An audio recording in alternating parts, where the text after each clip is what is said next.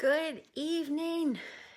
Day 124 of grand reading to the grandkids and friends.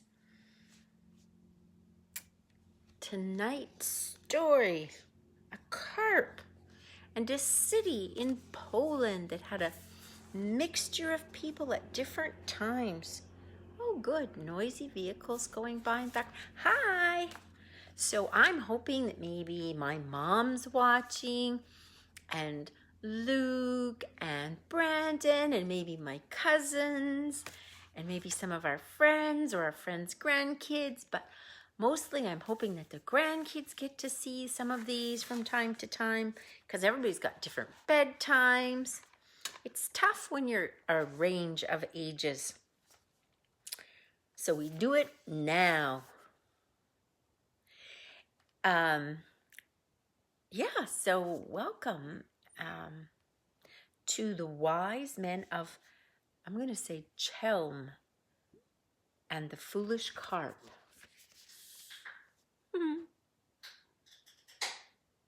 This is an old story, I believe, but it's told this time by Isaac Bashevis Singer. And it's illustrated, and here's the inside, so it tells us more. Whoops, here's the title, right? And there's some fish. And then here's information about the community.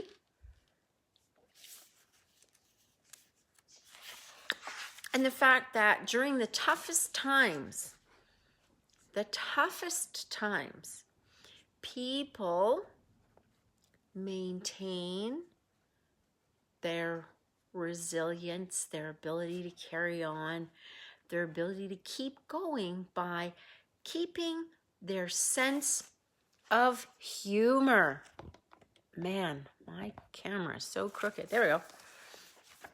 So the Jewish community is kind of known for its tales, not tales, but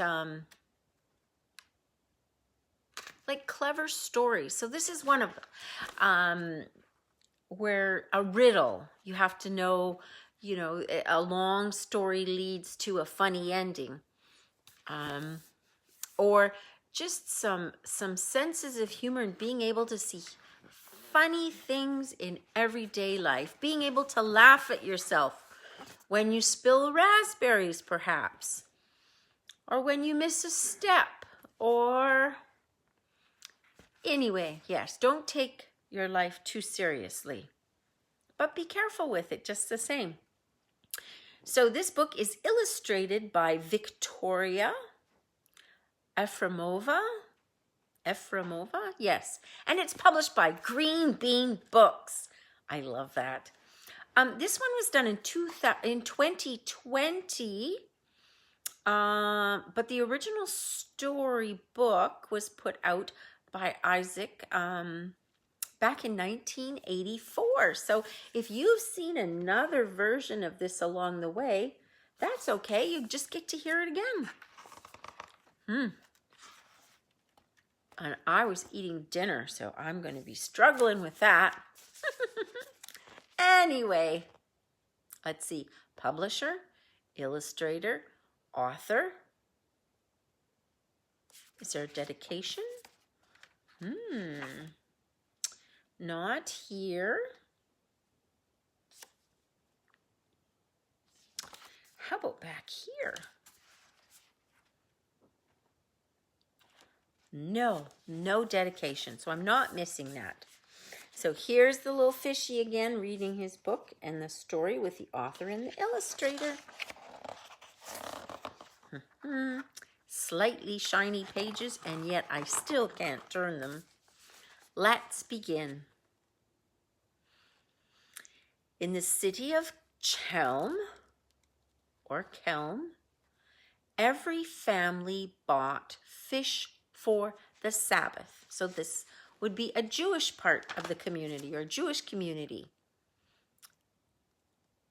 And the Sabbath is Saturday night, and that's their special holy day. The rich bought large fish, the poor small ones. They were bought on Thursday, chopped and made into gefilte fish,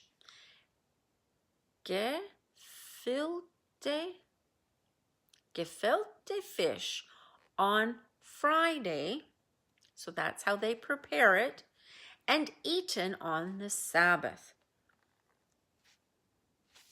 So here's the fish on the scale, and you can see right there is the word I was struggling with. It's G-E-F, so gefilte fish. On Thursday morning, the door opened at the house of the community leader of Chelm. His name was Gronam Ox. And Zeinvel Ninny entered, carrying a bucket full of water. Inside was a large, live carp. "What is this?" Gronam asked. "A gift to you from the wise men of Chelm," Zeinfeld said. "This is the largest carp ever caught in the lake of Chelm, and we all decided to give it to you as a token of appreciation for your great wisdom." "Thank you very much," Gronam Ox replied. "My wife, Yente Pesha, will be delighted. She and I both love carp. I read in a book that eating the brain of a carp increases wisdom, and even though we in Chelm are immensely clever, a little improvement never hurts. But let me have a close look at him. I was told that a carp's tail shows the size of his brain." So we saw those.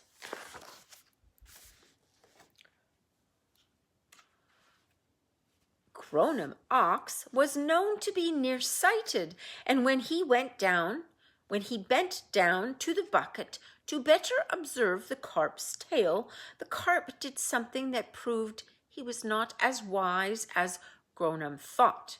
He lifted his tail and smacked Gronam across the face. Gronam Ox was flabbergasted. "Nothing like this has ever happened to me before," he exclaimed. "I cannot believe this carp was caught in the Chelm Lake. A Chelm carp would know better." "He's the meanest fish I've ever seen," agreed Zeinvel Ninny. "Smart, cheeky fish." "Oh, no." Even though Chelm was a big city, news traveled quickly. In no time at all, the other wise men of Chelm arrived at the house of their leader, Gronam Ox. "Hi." Tritle Fool came, and Sender Donkey, and Schmedrick Numbskull, and Dopey Leshik. Gronam Ox was saying, "I'm not going to eat this fish on the Sabbath. This carp is a fool and malicious to boot. If I eat him, I could become foolish instead of more clever." Those are quite some names. Did you see those? Wow. Not real names. Gronam Ox put a finger to his head as a sign that he was thinking hard. After a while, he cried out, "No man or animal in Chelm should slap Gronam Ox. This fish should be punished." "What kind of punishment shall we give him?" asked Tritle Fool. "He should be punished in a special way, to show that no one can smack our beloved sage Gronim Ox and get away with it." "What kind of punishment?" wondered Schmedrick Numbskull. "Shall we perhaps imprison him?" "There is no prison in Chelm for fish," said Zeinvel Ninny, "and to build such a prison would take too long." "This case needs lengthy consideration," Gronim Ox decided. "Let's leave the carp in the tub outside and ponder this matter as long as is necessary. Being the wisest man in Chelm, I cannot afford to pass a sentence that will not be admired by all Chelmites."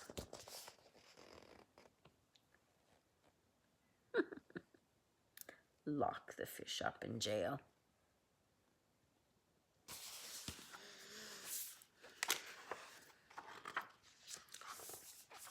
What kind of punishment indeed? "If a carp stays in the tub for a long time, he may die," Zenfel Ninny, a former fish dealer, explained. "To keep him alive, we will need to put him into an even larger tub, and the water has to be changed often. He must also be fed properly." Now they're going to give him a bath. Goodness.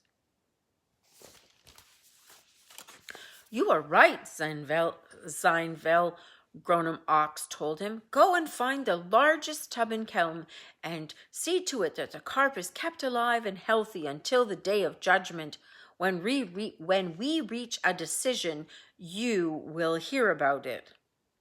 Of course, Gronim's words were the law in Chelm. The 5 wise men went and found a huge tub. They filled it with fresh water and put the criminal carp in it, together with some crumbs of shalal, bread type, and other tidbits a carp might like to eat. Schlemiel, Gronim's bodyguard, was stationed at the tub to make sure no greedy Chelmite would use the imprisoned carp for geltefish. It just so happened that Gronim Ox had many other decisions to make, and he kept postponing the sentence. Oh my. So they continued to feed and change the water and look after the carp. The carp seemed to not be impatient. He ate, swam in the tub, and became even fatter than he had been, not realizing that a severe sentence hung over his head. Schlemiel changed the water frequently because he was told that if the carp died, this would be an act of contempt for Gronim Ox and for Chelm's Court of Justice. Ukiel, the water carrier, made a few extra pennies every day by bringing water for the carp. Some of the Chelmites, who were in opposition to Gronim Ox, spread the rumor that Gronim just couldn't find the right type of punishment and that he was waiting for the carp to die of a natural death. But, as always, a great disappointment awaited them. Look at that fish having the time of his life, being waited on hand and fin.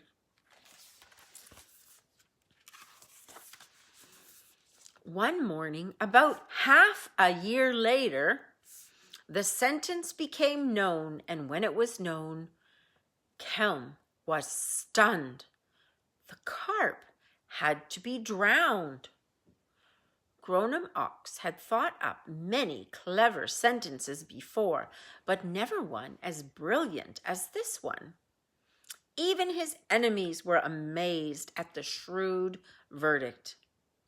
This was just the sort of punishment suited to a spiteful carp with a large tail and a small brain.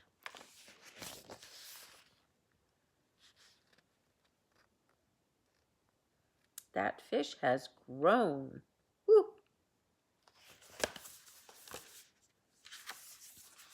That day, the entire Chelm community gathered at the lake to see the sentence carried out. The carp, which had become almost twice as big as he had been before, was brought to the lake in a wagon that took criminals to prison. Drummers drummed, trumpeters trumpeted. The Chelmite justice chief raised the heavy carp and threw it into the lake with a mighty splash. A great cry rose from the Chelmites. Down with the treacherous carp! Long live Gronim Ox! Hooray!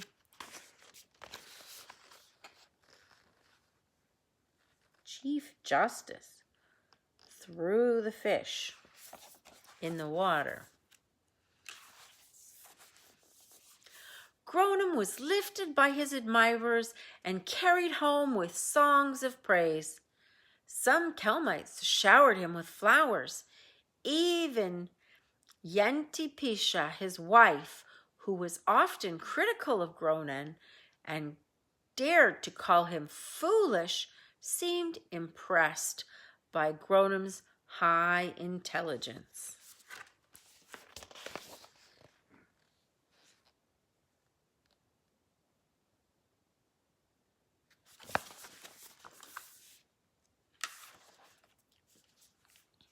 Just the same, to be on the safe side, the wise men of Chelm published a decree stating that if the nasty carp refused to be drowned and was caught again, then a special jail should be built for him.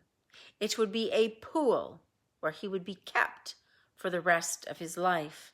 The decree was printed in capital letters in the official newspaper of Chelm and signed by Gronim Fox and his 5 sages: Tritel, Fool, Sender, Donkey, Schmedrick, Numbskull, Zeneville, Nilly, and Dopey Leshki.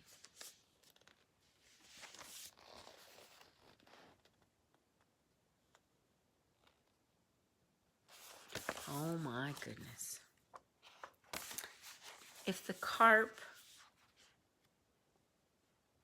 refused to be drowned,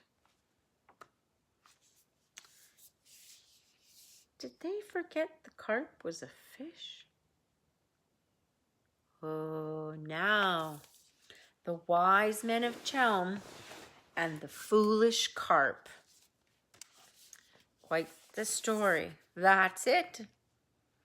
So Chelm is an example of, I'm going to say, chattel life, an Eastern European village where Jewish communities existed for centuries. And this story gives us a taste of, chattel life. Fish was the food eaten on Shabbat for rich and for poor alike. Gronim Ox, the bumbling leader of Chelm, represents the rabbis and community leaders to whom chattel residents turned for advice. Hopefully they were wiser than Gronim.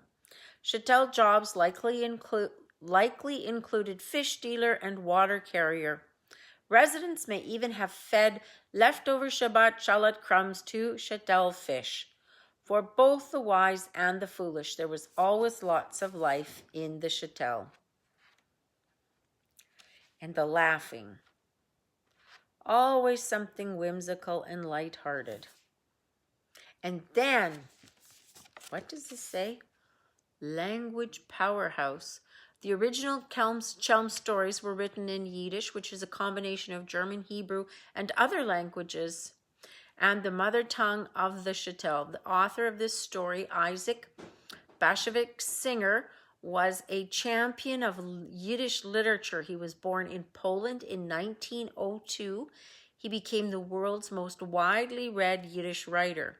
Even after moving to the United States in 1935, he continued to write novels, short stories, and essays in Yiddish. When Singer won the Nobel Prize for Literature in 1978. He said in his acceptance speech, "Yiddish has not yet said its last word.